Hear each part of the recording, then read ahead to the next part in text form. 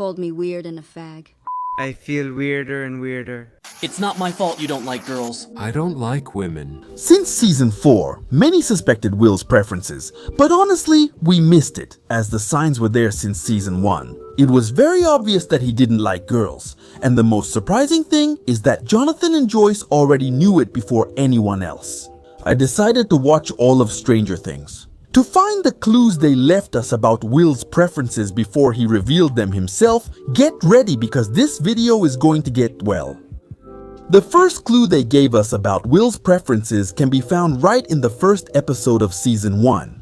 Oh yes, they made it clear to us from here and nobody noticed. Ever since poor Will disappeared, Joyce goes to talk to Hopper to report his disappearance. And it's the description she gives of Will that gives us the first clue, because she says that Will is different. It's just that he's not like you, Hopper. He's not like me. He's not like most people. She doesn't say it as an insult, she says it as someone who really knows him. She describes him as a sensitive kid, someone who doesn't fit in with the others, who gets teased and called names. She also says he dislikes hockey, isn't tough or aggressive, and isn't like other boys of that era or what his father wants him to be. Well, the most shocking and revealing part of this whole scene is that Joyce mentions that Will's dad used to call him homophobic slurs for being more sensitive. They laugh at him, at his clothes. What's wrong with his clothes? Lonnie said he was weird, that he was a fag. What is it? From here, we already had hints about Will's preferences. Now get ready, because since episode 2, they had already shown us that Jonathan already knew what was going on with Will. In one of his memories, we hear him ask Will if he really liked baseball or all those activities that his dad tried to force on him. Will answers no, that he really wasn't interested in them at all. Then, Jonathan tells him something important. He says that he doesn't have to do things just because someone else wants him to, and he doesn't have to try so hard to fit in. Never pick something just because others say you should. Jonathan really wants to support his brother. He already knew that Will didn't feel comfortable with those masculine things that were expected of him. That's why he doesn't judge him and just understands him. And this is something that will be repeated throughout the whole series in episode 4 of this first season. After the ceremony, where everyone says goodbye to Will, Troy and his friend go back to doing what they do best, which is making fun of Will. But this time, it's not just any joke. When Mike comes over to confront them, Troy doesn't apologize at all, and on the contrary, he throws a pretty harsh line at him. He tells him that now Will is in fairyland. What should I do? Will is now in fairyland. They used words associated with femininity and being gay to bully him. And this was the way that in towns like Hawkins, they pointed out someone as different. They did it roughly and disrespectfully. This makes it very clear to us that Will was already seen that way even before he disappeared. In season 2, from the very first episode, Will is not only seen as different, he himself starts to believe it. There's a key scene where Jonathan enters his room and discovers that at school, they call him the zombie boy. And something very important happens here, because Will tells his brother that, in fact, he really is weird. I keep feeling weirder. You're not weird. Yes, I am. I mean, he's convinced that there's something different about him, and it's right here where Jonathan shows again that he always knew. Well, instead of correcting him or telling him that he's not different or weird, and that actually he is normal, he tells him that being weird isn't a bad thing, and that it's even better than being normal. And this second season has a key point about Will, which now is really obvious. And in the following episodes, Lucas and Dustin are both totally obsessed with Max, but Will is the only one who doesn't feel any excitement for her. Back then, maybe it wasn't very obvious, but now it really is. Later on, in episode 8 of season 2, we have Will's rainbow ship. Joyce tries to wake Will from the trance by telling him a story about a drawing he made with crayons she gave him. Well, Will drew a big colorful spaceship, which he called the rainbow ship. You drew a huge spaceship, a rainbow ship. And this isn't just any drawing, it's the same series, using rainbow colors to represent this side of Will. During this same trance, we also have Mike, always Mike, because the moment that really snaps him out of the trance isn't just any moment. It's when Mike talks to him about how they met, about how important it was for him. That's when Will comes back, thanks to this memory. Coincidence? I doubt it, friends. Now we know what Will felt for Mike. In the last episode of season 2, right at the dance, Will tries to fit in.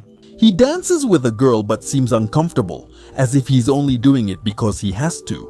On the other hand, if you look at the other boys, they're all really enjoying that dance with the girls. Even Lucas and Max kiss, just like Mike and Eleven, but Will is just there, dancing with the girl like a robot. In season 3, they completely forgot about being subtle and went all in on the pain and drama. Here, they already wanted to be a bit more obvious about what Will was feeling. In the first episode of season 3, after Jonathan comes out all kissed up by Nancy, Joyce makes a joke to Will about when he falls in love, but Will responds by saying he's never going to fall in love. I'm never going to fall in love. He says this because by now, Mike only spent time with Eleven, so Will couldn't be with his crush anymore. And besides, the gang was already losing interest in playing Dungeons and Dragons with Will, so Will felt left out. And when Will destroys Castle Byers, it's not just because he's throwing a tantrum, it's because he feels like Mike is abandoning him for Eleven. It's like a representation of the heartbreak that Will now feels, not that he's an immature kid. Well, if we think back to season 1, Mike and Will showed that they were best friends. Mike always supported Will, and he was even the one who seemed most concerned about his belongings. If you ask me, Will was left pretty confused by the way Mike treated him, because Will already saw him as more than just a friend. When Eleven arrived, all that attention from Mike towards Will just disappeared.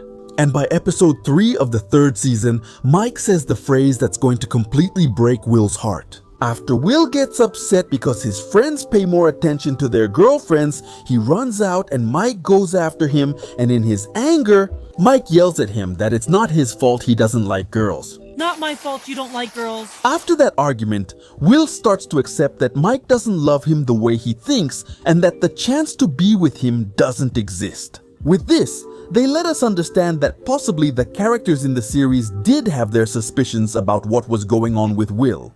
But for one reason or another, they didn't want to accept it. And by season 4, all the clues become more visual in episode 2 of this 4th season. Right when Mike arrives to visit Will and Eleven, we see that Mike is more excited to see his girlfriend than Will himself. However, Will is really excited to see Mike. He even wants Mike to hug him just like he did with Eleven. But now that he's older, we see that Mike starts to distance himself from Will. Maybe he already felt he was a bit weird. These scenes really break your heart when you understand them. Besides, poor Will has a drawing for Mike, but he didn't dare give it to him because of his indifference. But even so, he would look at him when no one was watching. He would look him up and down, and you only do this with someone you really like. Seeing this today, it was a subtle detail that few noticed back then.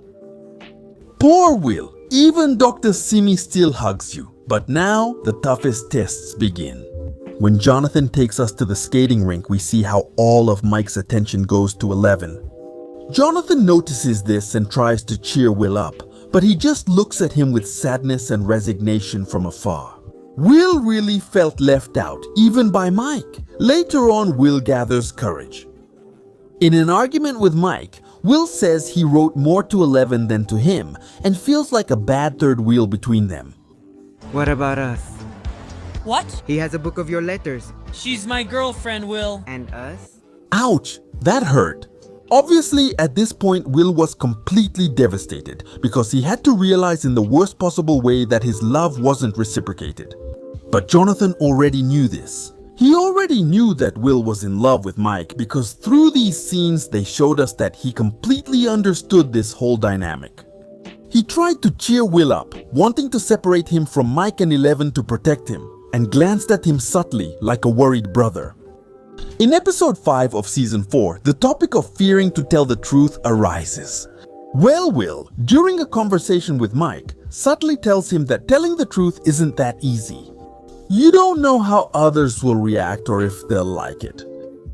To say what you really feel? What happens if you don't hear it? With this phrase, Will is starting to think that it would be better to say what he really feels, but he doesn't know how without losing those he cares about. But by episode 8 of this 4th season, Will finds a way to tell Mike how he feels, but without being so direct.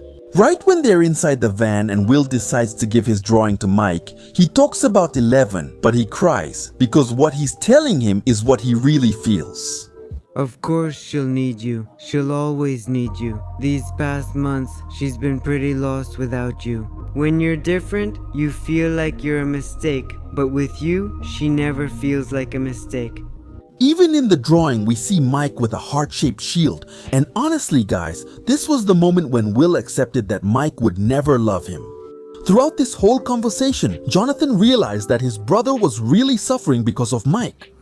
That's why in the final episode, right when Mike and 11 are eating some pizza at the pizzeria, Will sees them from afar, looking sad, and Jonathan offers him his support, telling him that no matter what happens, he will never leave him and will always be there for him because he always knew about Will. In season 5, Will grows close to Robin. And as we know, she was also hiding that she liked girls, but she was very supportive in helping Will learn to understand himself and communicate what he felt to his loved ones. Because every conversation with Robin worked like a mirror, with Robin talking to him about signs of unrequited love, about how hard it is to accept yourself. Will listens very carefully, and it's in episode 7 when Will gathers his courage and brings everyone together to tell them how he really feels. Many show a surprised look, but Jonathan and Robin already saw it coming. Here Will overcomes his fear and accepts himself. In the last episode, we saw how he finally managed to find his true love and finally be happy.